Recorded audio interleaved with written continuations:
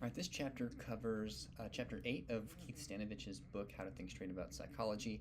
And in this chapter, he looks at how to evaluate multiple studies or how to look at studies within a greater context to really try to understand how far reaching the implications of the study or the studies are.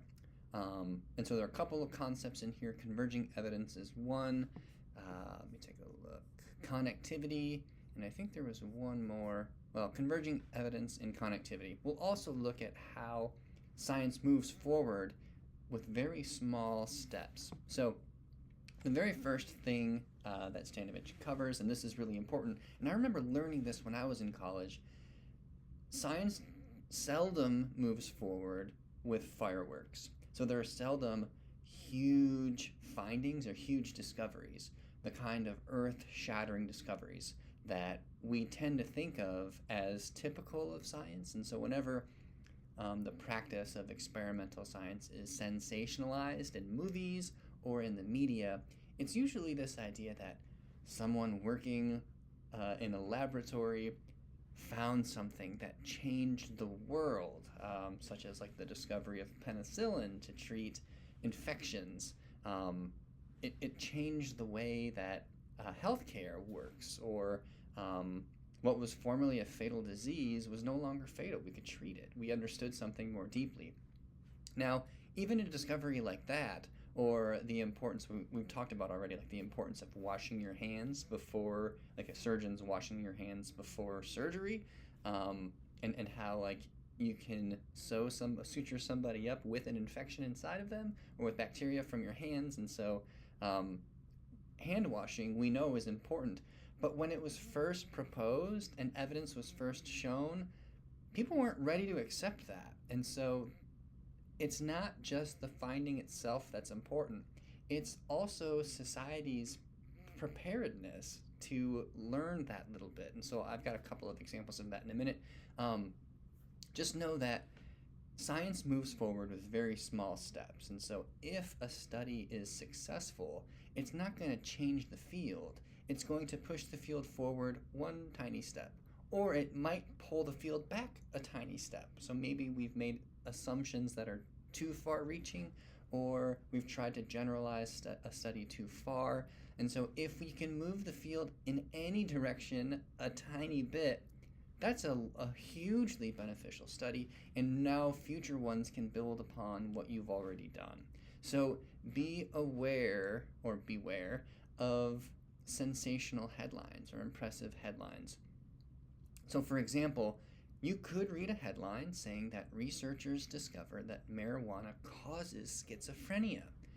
And the reason why someone might say this is because there is an increased likelihood of schizophrenia in adulthood for young adults who are regular smokers of THC products or consumers of THC products. Now, this is a correlation. We don't know if people with family histories of schizophrenia or with genetic predispositions of schizophrenia may be more likely to assuage their symptoms with some sort of medicinal or, depending on what state you're in, a legal product.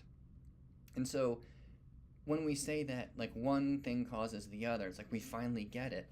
Well, that's going to be more impressive. It's going to sound more impactful, but it's probably not what the study showed. And so it's taking too many liberties with interpreting what the data means.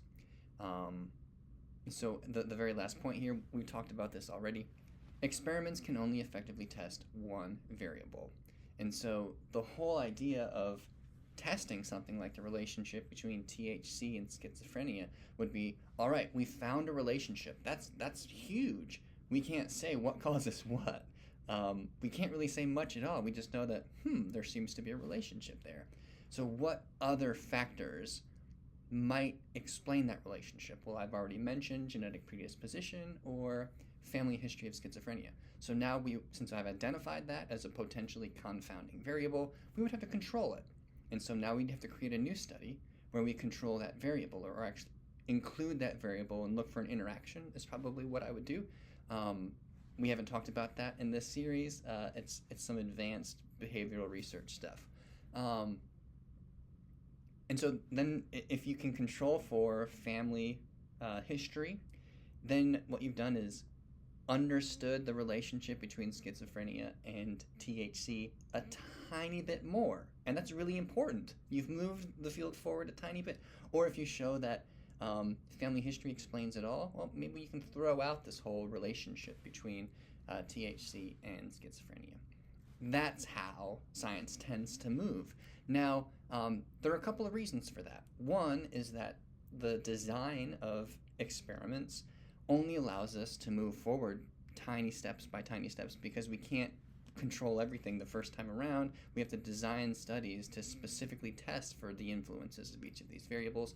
And then in other cases, there's just no preparation for the finding. Like, society isn't ready for that yet. So imagine working in a laboratory, and let's say you discover that THC doesn't cause any mental health disorders. Like, you've tested it multiple times. You looked at anxiety and depression. By the way, the research shows that there is an increase in anxiety. There is an increase in depression. There's an increase with mood disorders with high users, or regular users, rather. I forget what the actual category is for regular users, but it's, I think, at least twice per week of either smoking or ingesting THC. But I'm just like giving you an alternative example. Society was ready to find that there was some problem with THC because it was illegal for so many years, and it had to have been illegal for a reason, and only bad people smoke marijuana, or it's a gateway drug. There was all this propaganda around marijuana and THC products, and so if it was discovered that, oh, there are mental health problems associated, society was ready to accept that. And we have to interpret the data that way. Like, we have to understand that society was prepared to find out something bad. Society wasn't ready for this to be legalized. And when I say society, I mean just like in general across like the entire population. There was a bias against it, and so we were ready to find downsides. And so all of the research that supports the upsides of it, using THC to help with cluster headaches or migraines or cope with post-concussion syndrome, the social acceptance of that is much lower. It's like, yeah, but how rigorous were those studies? It's like there's criticism there. But to give a bigger example, that was just a contemporary example. In the 16th century, Copernicus wrote, so he actually wrote, he didn't publish it, but he wrote his heliocentric theory, and it had been proposed before, but he was the first to systematize the theory of heliocentrism. Now, heliocentrism, helios is the sun, so centrism, the sun is the center of the solar system, and then before that it was geocentrism, so geo is the root word of earth, and so earth is the center, geocentrism, earth is the center. Now, if earth is the center of the universe, that would make sense from a religious perspective, a religion that believes that humans are closer to the God or whoever created everything. So if God created man and humans in their image, then that would mean that the earth was the most important celestial body, therefore it must be the sun. So there was a spiritual or religious logic to geocentrism. So when Copernicus was like doing his calculations, it's like, well, wait a minute. It actually seems like the sun is the center of the universe, but he didn't publish it, and that's really important. Like, it was this groundbreak. It literally shifted the universe in our perspective, but he wasn't ready to publish that. He would have been ridiculed. He would have been ostracized. He may have been persecuted and then hanged. Like, it would not have gone well for him. In fact, the heliocentric theory wasn't published for another, I think, 60 years or 62 years, I think, if my math is correct. And that was by Galileo. Copernicus proposed it. Galileo actually published it, and he was ridiculed. So over a period of 70 years, with mounting evidence all pointing to the same thing, we of course know that it's ridiculous to think that the Earth is the center of the universe. It's a very what would it be? Geocentric, anthropocentric, theocentric perspective of the universe. It's a very human-centered way of looking at things. But they weren't ready to accept that in the 16th century. And even Galileo was persecuted. And so I don't know that he was really free to live and conduct his research in a public way after that. I think he had to live on an island by himself if I'm not confusing him with somebody else. So even then, society wasn't ready to accept that. And right now, there are researchers that have discovered things that are groundbreaking that haven't been published because there's no outlet for them to publish it because society isn't ready to accept it, or the social belief based on the science of the past is so strong that people aren't ready to let that go. I guarantee you there are things that scientists right now know to be true, but no one will believe them, even though they have evidence to show it. All right, so in the history of psychology, an example that I like is when cognitive psychology replaced behavioral psychology. So behavioral psychology looked only at human behaviors, and the belief was we could see behaviors, we could measure them, and that therefore if we can control behaviors, we've controlled everything in psychology. And that was a rigorous and systematically empirical way of looking at psychology. And so according to the philosophy of logical empiricism described in the Stanovich book and that all these lectures have been about, behavioral psychology was the clearest winner for an experimental psychology. Then cognitive psychology comes around and violates one of the tenets of behaviorism, which is that behaviors can only test or measure what can be seen or what's visible. Well, cognitive psychology said, there are things going on that are beyond our awareness, but that doesn't mean they're not going on. And so think of it as like the black box approach to psychology. The brain or the head is like a black box. Information goes in, and then it's transformed and comes out. And if the transformation occurs, then we can assume that the black box was responsible for that transformation. And by manipulating what information we put into the system and measuring the output, we can start to get a picture of what's going on inside the black box. And that's the cognitive approach to psychology. But when it was first proposed, at least in the United States, where behaviorism was really popular, no one would listen. They'd say, this is ridiculous. You're talking about something you can't see. Don't care. You've just violated one of the tenets of experimental psychology. We know, of course, that cognitive psychology had a better picture now, but at the time, no one was prepared to listen to that. And I appreciate the story of Martin Seligman, who brought us positive psychology, because he confronted behaviorism within. He was conducting experiments that couldn't be explained with the science of behaviorism, and he said, hey, look, we need to modify our theory. And everyone was like, you're ridiculous. Like, you expect to pass? Like, you expect to graduate? You had to sort of play the game in order to get your degree. But he refused to, and because of that, he was part of this revolution that occurred, the cognitive revolution. Bernard Bars wrote a book called, I think, The Cognitive Revolution in Psychology that documents this. It's a really brilliant book. Fascinating read if you're into the history of psychology. I use the example of biological psychology because there were a lot of books and articles written by established clinical and experimental psychologists at the beginning of the 20th century. I'm thinking of Carl Lashley in particular was a big proponent at Harvard, I believe. But it wasn't used to explain psychological disorders until the 80s. So that's a huge period. So psychoanalysis was still like the leader when it came to diagnosing and treating mental disorders. It took 60 years before that revolution could actually occur. And now we're seeing, I think, a new social, biopsychosocial revolution that's being led by Europeans. Okay, so I've talked already about when big changes do occur, society isn't always ready. And Thomas Kuhn wrote the book about that. It's called Structure of Scientific Revolutions. He argues that there's two forms of science, normal science and revolutionary science. I think I'm getting those terms right. Normal science is the practice of science that follows existing rules.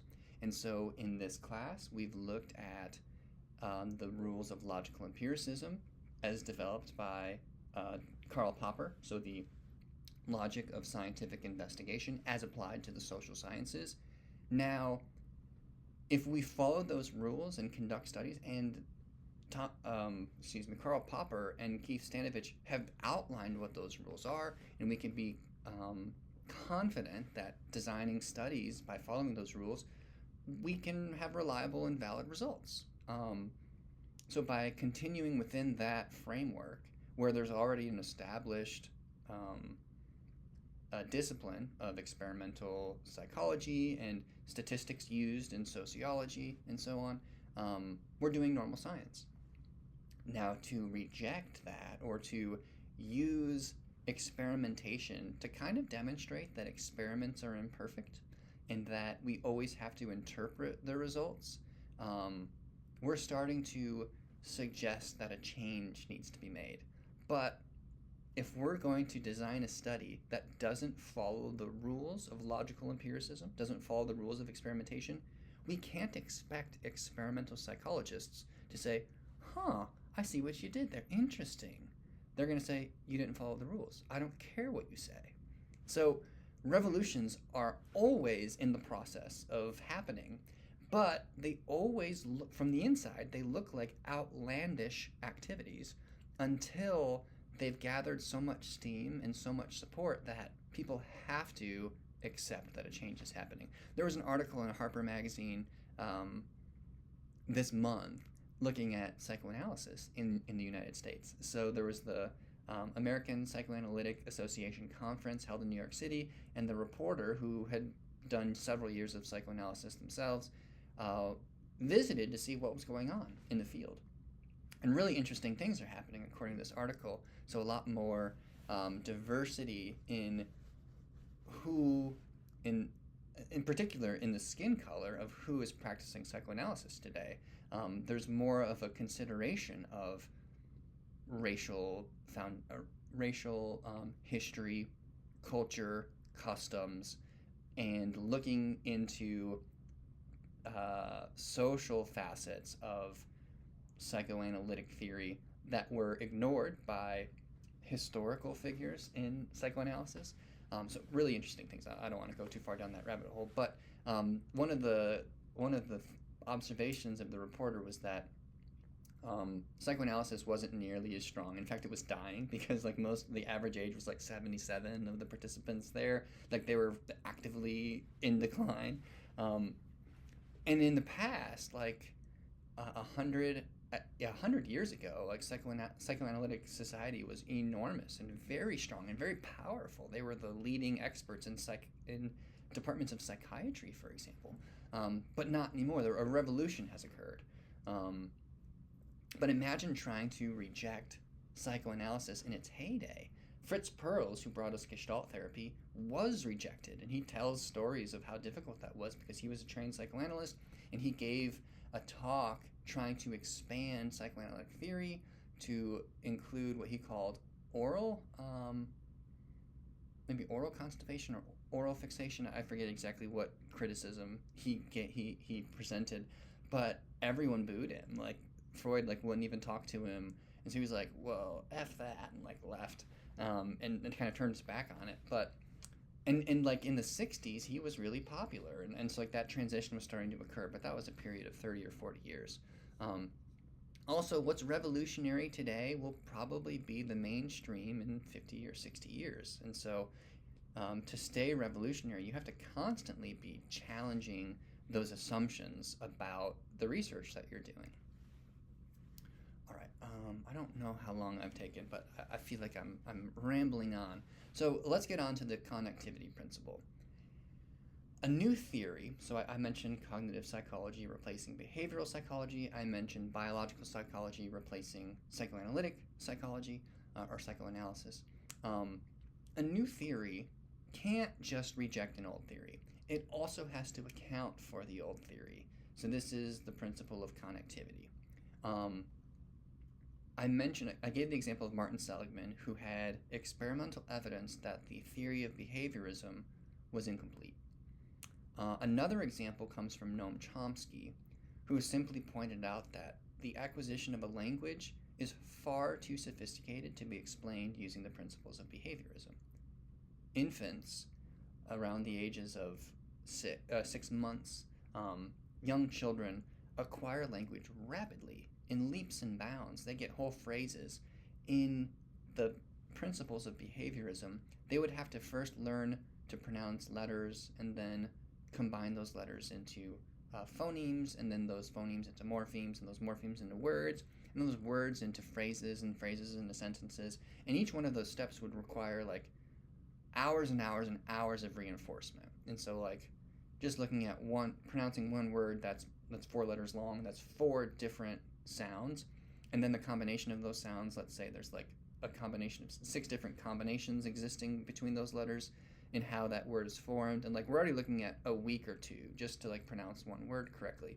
We'll now talk about a 6-word phrase. And so you can't learn to hold a conversation in a week, but that's what tends to happen when children are at this active language learning stage. So Chomsky proposed that like something more is going on that we can't see exactly. We can't limit it to reinforcement and punishment. There's more. There's a more sophisticated and more nuanced process happening. Now, how can we include the principles of behaviorism in this cognitive approach? Well, it's pretty simple. All we have to say is, yep, the brain or the human mind can learn things very fast, faster than simple behaviors, but the mind is also necessary for learning behaviors. Behaviors are very simple. And so cognitive psychology helps us understand behaviorism a little bit better, but it also explains things that behaviorism cannot. So cognitive psychology includes the what behaviorism has learned, and in fact builds on it, but just adds more to the picture. So cognitive psychology is a more complete picture. How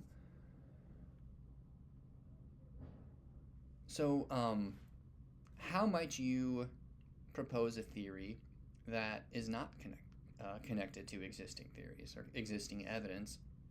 We've already talked about non-falsifiability, so maybe you have a hypothesis that can't be tested. Beware of someone with an unfalsifiable hypothesis. And then if an argument doesn't consider existing evidence, or if a theory doesn't consider existing evidence, then they say something like, oh, well, we can't test it because testing it doesn't mean we're looking at it the right way, or it can't be tested with old theories because the old theories can't understand it. Well, now you're running into some problems. Again, that's another reason why you can't have a huge revolution where you ignore the body of scientific knowledge. You have to show how the theory makes sense within that body of scientific knowledge. Right, now we're moving on to converging evidence, and converging evidence looks at a cluster of studies that are all directed towards the same topic. So I mentioned earlier in this lecture how one study can only look at one variable and do its best to control other variables. And to really know if the other variables are impactful, we would need to design studies around them to see if when we focus on them and control everything else, is there an impact? And so the best way to look at a finding isn't to look at one study. We need to look at multiple studies and see where the evidence converges. That's the converging evidence principle. That means that one study might be imperfect. It might make a lot of mistakes. But if other studies have covered those mistakes, but making new mistakes of their own, we might see an entire area of coverage. So if you think of it like a quadrant, if there are like 4 corners of a quadrant, just like a simple problem, let's center it there. One study might get 3 of the quadrants but miss the 4th, and another study might get 3 of the quadrants but miss this one. And then so if each of the study covers part of the square and there's complete coverage, well then we have significant converging evidence and we can interpret the data in that way. So I just created this like hypothetical matrix of studies. So there's 4 studies, all of which look at the relationship between THC consumption and depression. And again, I'm making this up. Evidence shows that there is a relationship. I think it's a 2-fold increase in depression and anxiety in regular users. But again, that's a whole another conversation. So I've just said like three possible confounding variables that would need to be controlled in this sort of study. So what about, does socioeconomic status matter? We know there's a relationship between SES and depression, so have we controlled for that? What about age? Does it matter how old you are when you're smoking? We do know that this impacts young adults and older teenagers because of the nervous system growth that occurs during these ages. So has the study controlled for age? And then what about other drugs? Like, are they doing cocaine and heroin and drinking alcohol? Like, that might matter too. Has that been controlled? So imagine like this first study does not control for socioeconomic status, but it does control for these other two. And so study 2 only controls for SES but doesn't control anything else. And so notice studies 1, 3, and 4 all control the same two things but forget to control or neglect to control socioeconomic status. Study 2, if we look at the controls, has the fewest controls, but it's the only one to control for socioeconomic status. So we might say that study 2 is the least rigorous of the 4. However, it's the only one that controls this potentially important variable. Therefore, it's only by looking at all 4 together. Maybe we could throw out study 1, 2, or 4 because they all control the same things. If we find the same results, then we know that, all right, age and drug use isn't responsible, but we wouldn't be able to say whether socioeconomic status is. It would be better to have study 2 in any of the other 3 than to ignore study 2, even though it's the least rigorous of the 4. So again, what we're looking for is complete coverage in comprehensiveness of control. Now let's look at the results. And again, these are hypothetical results. Imagine if those studies found that there was a positive correlation between THC and depression, which means that as THC use goes up, depression also goes up. Positive correlation, positive correlation, positive correlation, but with the socioeconomic status controlled, no correlation. What that would tell us, imagine if you just had study 1, 3, and 4, you'd say, oh, there's a positive correlation. And it would be a mistake. Apparently, socioeconomic status, if controlled, would eliminate the relationship between THC use and depression. So that's why it's so important to consider multiple studies and then look at, well, what are they controlling? And if they don't control something, then we don't know if the variables specified by the researcher is responsible for the relationship or some other confounding variable that hasn't been controlled.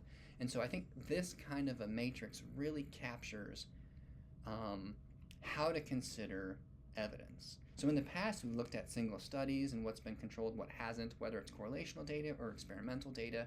Now it's like going beyond that. Studies 1, 3, and 4 could all be experiments. But if they fail to control the crucial variable, then we don't know if the findings are the based on the THC consumption or something else like socioeconomic status. So that's why having a literature review that considers a lot of different studies from a lot of different approaches, even ones that are maybe contrary to what your goal is, can really strengthen your understanding, your knowledge, and then your design of your own research.